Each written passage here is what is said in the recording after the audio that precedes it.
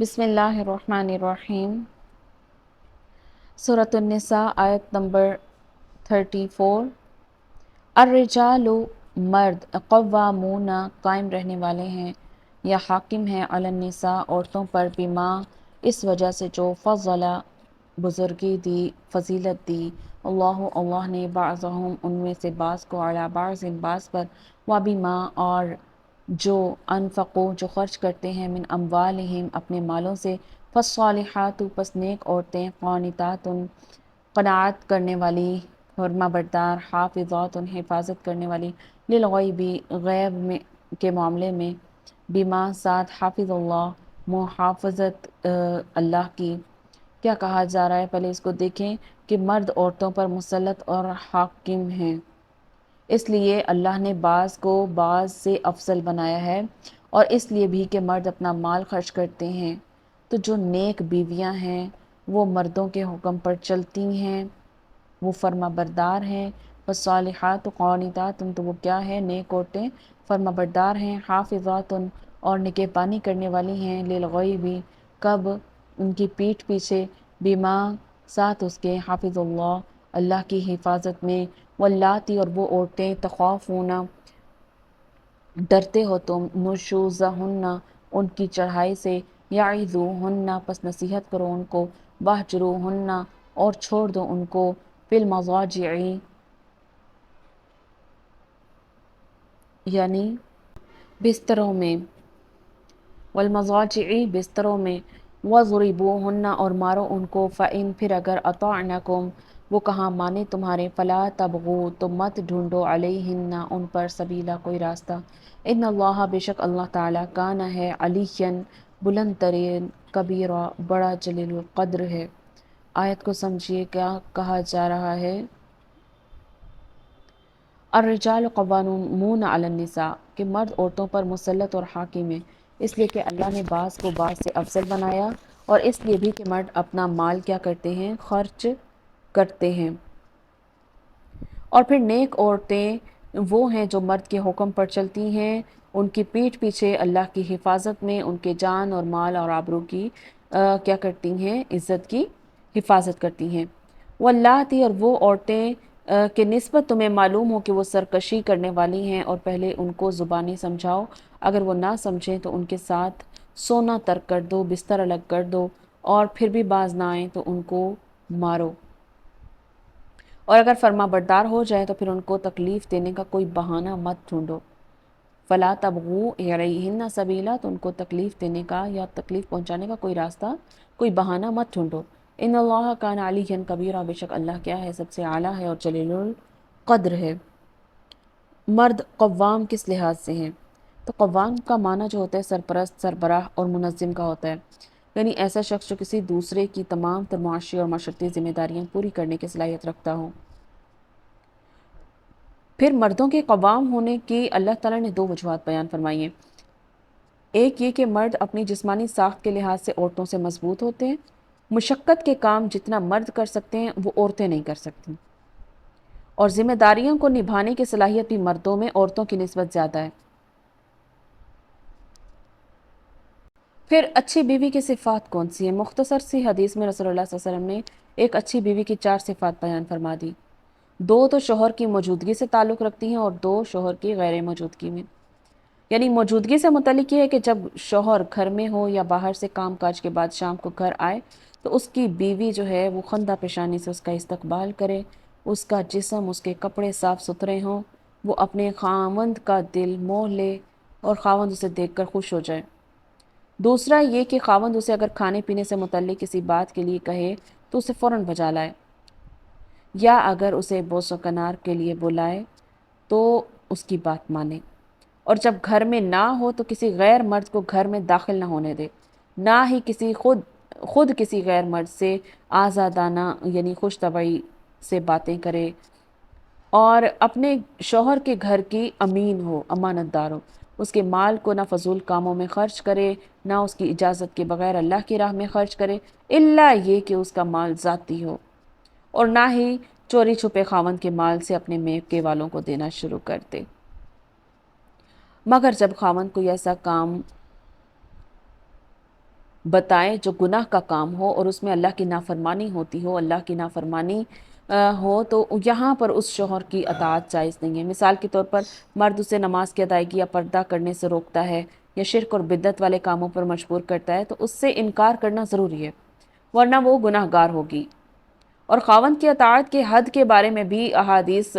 ہیں، جو حضرت ابو ہریرہ رضی اللہ عنہ فرماتے ہیں کہ رسول اللہ صلی اللہ علیہ وسلم نے فرمایا اگر عورت کا خاوند اس کے پاس موجود ہو تو وہ اس کی اجازت کے بغیر نفلی روزہ نہ رکھے۔ اس کے علاوہ رسول اللہ صلی اللہ علیہ وسلم نے فرمایا جب مرد اپنی بیوی کو اپنے بستر پر بلائے اور وہ نہ آئے تو صبح تک فرشتے اس پر لعنت کرتے رہتے ہیں۔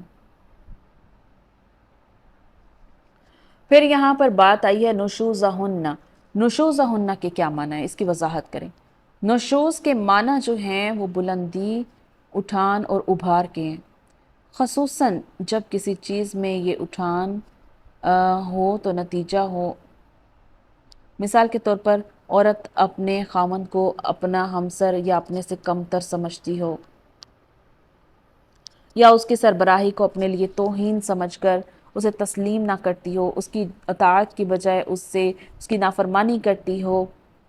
اس سے بد اخلاقی سے پیش آتی ہو، بات بات پر ضد اور ہٹ دھرمی دکھاتی ہو، تو یہ باتیں نشوز کے معنی میں داخل ہیں۔ ایسی عورتوں کے بارے میں اللہ تعالیٰ نے مردوں کو 3 قسم کی ترتیب وار اقدام کرنے کی اجازت دی۔ پہلا قدم اسے نرمی سے سمجھائے، ٹھیک ہے، فَعِظُوهُنَّ، نصیحت کرے، نرمی سے سمجھائے، ٹھیک ہے، اس کے اس رویے کا کیا انجام ہو سکتا ہے، ٹھیک ہے، وہ یہ دیکھے گا۔ پھر اگر اس کے سمجھانے سے وہ باز نہیں آتی تو پھر اب یہاں پر کیا بتایا، وَاهْجُرُوهُنَّ فِي الْمَضَاجِعِ، کہ ان کا بستر کیا کر دو، الگ کر دو، یعنی دوسرے کمرے میں سونا شروع کر دے یا اسے الگ سوئے، اسے اپنے ساتھ نہ سلائے۔ اگر اس عورت میں کچھ بھی سمجھ بوجھ ہوگی اور اپنا بھلا بھلا سمجھنے کی تمیز رکھتی ہوگی تو وہ اپنے خاوند کی ناراضگی کو برداشت نہیں کر سکے گی۔ پھر بھی اگر اسے ہوش نہیں آتا تو پھر تیسرا اور آخری حربہ جو اللہ تعالیٰ نے فرمایا وہ کیا ہے کہ کیا کرے، وَضْرِبُوهُنَّ، ان کو مارو، مارنے کی بھی اجازت دے دی، مگر چند شرائط کے ساتھ جو احادیث سے واضح ہوتی ہے۔ رسول اللہ صلی اللہ علیہ وسلم نے فرمایا خبردار عورتوں کے متعلق نیک سلوک کی وصیت قبول کرو، وہ تمہارے پاس صرف تمہارے لیے مخصوص ہیں، اس کے سوا تم ان کے کچھ بھی مالک نہیں ہو، الا یہ کہ وہ کھلی بے حیائی کرے۔ اگر وہ ایسا کرتی ہیں تو تم انہیں بستروں میں علیحدہ کر سکتے ہو، اسی طرح مار بھی سکتے ہو کہ اس طرح مارو کہ انہیں چوٹ نہ آئے۔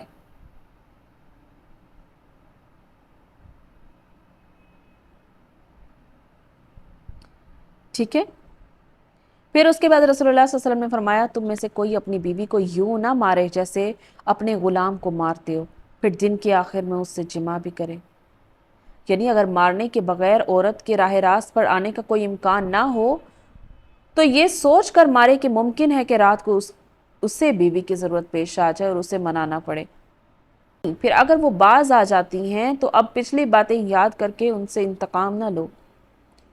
اور اس اجازت سے ناجائز فائدہ نہ اٹھاؤ، اگر ایسا کرو گے تو اللہ بلند مرتبہ ہے اور تم پر پوری قدرت رکھتا ہے۔ وَإِنْ خِفْتُمْ، اور اگر تم ڈرو شقاق غلاف سے بینہما، درمیان ان کے،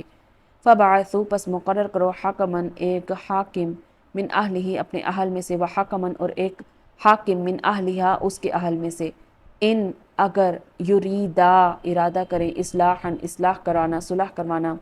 یوفق، توفیق دے گا اللہ بینہما، ان کے درمیان، ان اللہ، بے شک اللہ، کان علیماً خبیرہ، کیا ہے، جاننے والا ہے، خبردار ہے۔ آیت میں کیا کہا جا رہا ہے کہ اگر تمہیں معلوم ہو کہ میاں بیوی میں انبن ہے تو ایک انصاف پسند آدمی جو ہے مرد کے خاندان میں سے اور ایک انصاف پسند عورت کے خاندان میں سے مرد کو مقرر کر لو، اور اگر صلح کرا دینی چاہیں تو اللہ ان میں محبت پیدا کر دے گا، موافقت پیدا کر دے گا۔ کچھ شک نہیں ہے کہ اللہ سب کچھ جانتا ہے اور سب باتوں سے باخبر ہے۔ کیا کہا جا رہا ہے کہ اگر شوہر اور بیوی میں کوئی انبن ہو گئی ہے، لڑائی ہو گئی ہے اور حل کا کوئی طریقہ کار نہیں ہے تو اب گھر کے اندر رہ کر 3 طریقہ کار ہیں جو پہلے بتائے۔ اگر کوئی بھی کارآمد نہیں ہے، لڑائی جھگڑا اتنا زیادہ ہے، جو پہلے طریقے بتائے نا کہ اگر وہ ایسا برا کام کرتی ہیں تو ان کے لیے 3 طریقے ہیں۔ کہ ان کے لیے کیا کرو، آرام سے نصیحت کرو، بستر الگ کر دو اور پھر مارو۔ اگر یہ تینوں بھی نہیں کام چلتے تو اس کے بعد اب کیا ہے کہ جی حاکم مقرر کرو، مرد کی طرف سے بھی عورت کی طرف سے بھی۔ وہ چاہیں تو ان کے درمیان صلح کروا دیں اور چاہیں تو علیحدگی کرا دیں، ٹھیک ہے۔ یعنی جہاں پر معاملہ حل ہوتا ہوا، یعنی اگر وہ حل ہو جاتا ہے تو بہت اچھا، وہ کیا ہے کہ اللہ تعالیٰ پھر کیا ہے، جاننے والا ہے اور خبردار ہے۔ وَعْبُدُوا، اور عبادت کرو، اللہ کی، وَلَا تُشْرِكُوا، اور نہ شریک کرو بھی اس کے ساتھ شیئاً کچھ بھی، وَبِالْوَالِدَيْنِ، اور والدین کے لیے، والدین سے احساناً احسان کرو، وَبِذِي الْقُرْبَى، اور قرابت داروں کے ساتھ بھی، وَالْيَتَامَى، اور یتیموں کے ساتھ بھی، وَالْمَسَاكِينِ، اور مسکینوں کے ساتھ بھی، وَالْجَارِ ذِي الْقُرْبَى، اور ہمسائے قرابت والے، والجاری، اور ہمسائے جنوبی اجنبی، وصاحبی، اور صحبت رکھنے والے، بالجنبی، کروٹ پر، وابن السبیل، اور مسافر، وما ملکت ایمانکم، اور جن کے تمہارے دائیں ہاتھ مالک ہوئے۔ کیا کہا جا رہا ہے؟ اللہ ہی کی عبادت کرو، اس کے ساتھ کسی چیز کو شریک نہ بناؤ، ماں باپ، قرابت دار اور یتیموں اور محتاجوں، رشتہ دار ہمسایوں اور اجنبی ہمسایوں سے کیا کرو، اور پاس بیٹھنے والوں اور مسافروں اور جو لوگ تمہارے قبضے میں ہیں ان کے ساتھ احسان کرو۔ ان اللہ، بے شک اللہ تعالیٰ، لا یحب، نہیں وہ محبت کرتا، من، اس سے جو کان ہے، مختالا، تکبر کرنے والا، فخورا، شیخی پکڑنے والا۔ اللہ اس سے محبت نہیں کرتا، اللہ اس سے دوست نہیں رکھتا۔ الجار الجنبی، یہاں پر لفظ آیا نا، اس کی وضاحت کیا ہوگی؟ والجار الجنبی، تو یہ قرابت دار پڑوسی کے مقابلے میں استعمال ہوا، جس کے معنی ہے ایسا پڑوسی جس سے رشتہ داری نہ ہو، مطلب یہ کہ پڑوسی میں سے بحیثیت پڑوسی کے حسن سلوک کیا جائے۔ اگر وہ رشتہ دار یا غیر رشتہ دار ہے تو اس کے متعلق جو ہے وہ بڑی احادیث میں بھی تاکید آئی ہے۔ پھر اس کے بعد فرمایا وَالصَّاحِبِ بِالْجَنبِ، اور پاس بیٹھنے والے، رفقائے پہلو، یعنی پاس بیٹھنے والے، ٹھیک ہے۔ تو اس سے مراد رفیق کے سفر بھی ہو سکتا ہے، شریک کار، بیوی، اور وہ شخص جو فائدے کی امید پر کسی کی قربت، وہم نشینی اختیار کرے اور اس سلسلے میں یا کسی کاروباری سلسلے میں یا علم سیکھنے کے سلسلے میں پاس بیٹھ جائے تو اس پر بھی احسان کرو۔ وہ اپنی سبیل، اور مسافر سے احسان کرنے کا حکم ہے۔ پھر بتایا کہ اس پر اور جس کے تم مالک ہوئے، یعنی جو لوگ تمہارے قبضے میں ہیں، ان سب کے ساتھ احسان کرو۔ پھر کیا فرمایا کہ اللہ تعالیٰ دوست نہیں رکھتا تکبر کرنے والوں کو، بڑائی دکھانے والوں کو اور شیخی پکڑنے والوں کو، اللہ تعالیٰ دوست نہیں رکھتا۔ الذین، وہ لوگ جو یبخلون، جو بخیلی کرتے ہیں، ویأمرون، اور حکم دیتے ہیں، الناس، لوگوں کو، بالبخل، بخل کا، ویکتمون، اور وہ چھپاتے ہیں، ما، جو آتاہم، دیا ہے ان کو، اللہ نے، من فضلہ، اپنے فضل سے، وَأَعْتَدْنَا، اور تیار کیا ہے ہم نے، للکافرین، کافروں کے لیے، عذاباً، عذاب، مہینہ، ذلیل کرنے والا۔ آیت میں کیا بتایا جا رہا ہے؟ دوبارہ دیکھیے کہ جو شخص بھی بخل کرے گا، لوگوں کو بخل اور لوگوں کو بھی بخل سکھائیں گے، اور جو مال اللہ نے انہیں اپنے فضل سے عطا فرمایا اسے چھپا چھپا کر رکھتا ہے، ٹھیک ہے، تو کیا ہے، جو بھی شخص ایسا ہے، لوگوں میں جو بھی ہے جو بخل کریں اور لوگوں کو بھی بخل سکھائیں اور اللہ کے دیے گئے مال سے کیا کریں، اس کو چھپا چھپا کے رکھیں، تو ہم نے ناشکروں کے لیے ذلت کا عذاب تیار کر رکھا ہے۔ والذین، اور وہ لوگ جو ينفقون، جو خرچ کرتے ہیں، اموالہم، اپنے مال کو، رعاء، دکھانے کے لیے، ریاکاری کے لیے، ناسی، لوگوں کو، ولا یؤمنون، اور نہیں وہ ایمان لاتے، باللہ، اللہ پر، وبالیوم الآخر، اور نہ آخرت کے دن پر، ومن، اور جو کوئی، یکن، ہو، شیطان، لہو، اس کے لیے، قریناً، دوست ہے، فساء، آپس برا ہے، قریناً، اس کا دوست۔ کیا کہا جا رہا ہے کہ اور خرچ بھی کریں تو اللہ کے لیے نہیں بلکہ لوگوں کو دکھانے کے لیے یہ لوگ خرچ کریں، اور اللہ پر ایمان نہ لائیں اور نہ ہی آخرت کے دن پر ایمان لائیں، اور جس کا ساتھی شیطان ہوا تو بے شک کوئی شک نہیں ہے کہ وہ برا ساتھی ہے۔ یعنی بخل، اللہ کی راہ میں خرچ نہ کرنا اس سے مراد ہے، یا خرچ تو کرنا لیکن ریاکاری، یعنی نمود و نمائش کے لیے خرچ کرنا، یہ دونوں باتیں اللہ کو سخت ناپسند ہیں، اور اسی کی مذمت کے لیے یہاں بات کی جا رہی ہے کہ یہاں قرآن کریم میں ان دونوں باتوں کو کافروں کا شیوا اور ان لوگوں کا وتیرہ بتایا گیا ہے جو اللہ اور آخرت کے دن پر ایمان نہیں رکھتے، اور شیطان ان کا کیا ہو جاتا ہے، ساتھی ہو جاتا ہے۔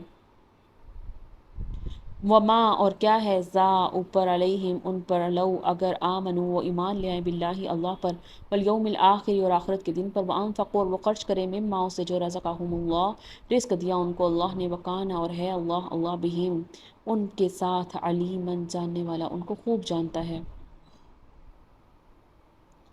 یعنی کیا بھلا ان کا کیا نقصان تھا اگر یہ اللہ پر اور قیامت کے دن پر ایمان لے آتے اور اللہ تعالیٰ نے جو انہیں دے رکھا ہے اس میں سے خرچ کرتے تو اللہ تعالیٰ خوب جاننے والا ہے۔ ان اللہ بے شک اللہ تعالیٰ لا یظلم نہیں ظلم کرتا مثقال ذرہ تنک کے برابر بھی ذرا سے بھی حق تلفی نہیں کرتا۔ وَإِنْ اور اگر تاکو ہو حسنتن کوئی نیکی یضاعفہا دگنا کر دے گا اسے ویؤتی اور دے گا اسے ملتن ہو اپنے پاس سے اجرا عظیما بڑا اجر دے گا۔ یعنی اللہ کو ایک ذرا برابر بھی ظلم نہیں کرتا، اگر تم نیکی کرو گے اسے کئی گنا بڑھا دے گا اور وہ اپنے پاس سے بھی بڑا ثواب تمہیں دے گا۔ فَكَيْفَ تو پس کیوں کر ہو اذا جب جئنا ہم لائیں من کل امت ہر امت میں سے بھی شہید ایک گواہی دینے والا وجئنا اور ہم لائیں علی اوپر ہؤلائی اوپر شہیدن کوئی گواہ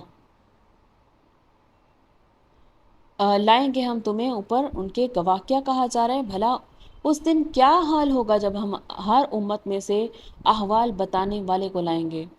اور تم کو ان لوگوں کا احوال بتانے کو گواہ طلب کریں گے۔ یعنی ہر امت میں سے اس کا پیغمبر اللہ کی بارگاہ میں گواہی دے گا کہ یا اللہ ہم نے تو تیرا پیغام اپنی قوم کو پہنچا دیا تھا، جب اب انہوں نے نہیں مانا تو ہمارا کیا قصور۔ پھر ان سب پر نبی صلی اللہ علیہ وسلم گواہی دیں گے کہ یا اللہ یہ سچے ہیں۔ آپ صلی اللہ علیہ وسلم یہ گواہی اس قرآن کی وجہ سے دیں گے جو آپ صلی اللہ علیہ وسلم پر نازل ہوا اور اس میں گزشتہ انبیاء اور ان کی قوموں کی جو ہے اس کے متعلق انہوں نے قرآن میں نازل ہو چکا تھا۔ تو یہ ایک سخت مقام ہوگا، اس کا تصور ہی لرزات دینے والا ہے۔ حدیث میں آتا ہے کہ ایک مرتبہ رسول اللہ صلی اللہ علیہ وسلم نے حضرت عبداللہ بن عباس سے قرآن سننے کی خواہش ظاہر کی اور سناتے ہوئے جب اس آیت پر پہنچے کہ آپ صلی اللہ علیہ وسلم نے فرمایا کہ بس اب کافی ہے۔ حضرت ابن مسعود فرمانے لگے کہ میں نے دیکھا کہ آپ کی آنکھوں میں آنسو تھے۔ بعض لوگ کہتے ہیں کہ گواہی وہی دے سکتا ہے جو سب کچھ اپنی آنکھوں سے دیکھے۔ اسی آیت پر جب وہ پہنچے تو وہ ان کی آنکھیں کیا تھی؟ نم تھی۔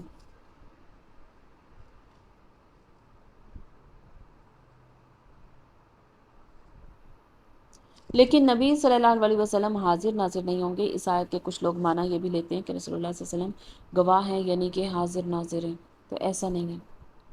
یہ آپ صلی اللہ علیہ وسلم کو اللہ کی صفت میں شریک کرنا ہے جو شرک ہو جائے گا، کیونکہ ہر وقت حاضر اور دیکھنے والا تو صرف اللہ کی ذات ہے، اس لیے ایسے الفاظ استعمال نہیں کیے جائیں گے۔ پھر اس کے بعد کیا ہوگا کہ پھر امت محمدی کے ہر فرد کو حاضر و ناظر ماننا پڑے گا، اور یہ عقیدہ بھی جو ہے وہ مشرکانہ اور بے بنیاد ہے۔ سبحانک اللہم و بحمدک نشہد ان لا الہ الا انت نستغفرک و نتوب الیک۔ السلام علیکم ورحمۃ اللہ وبرکاتہ۔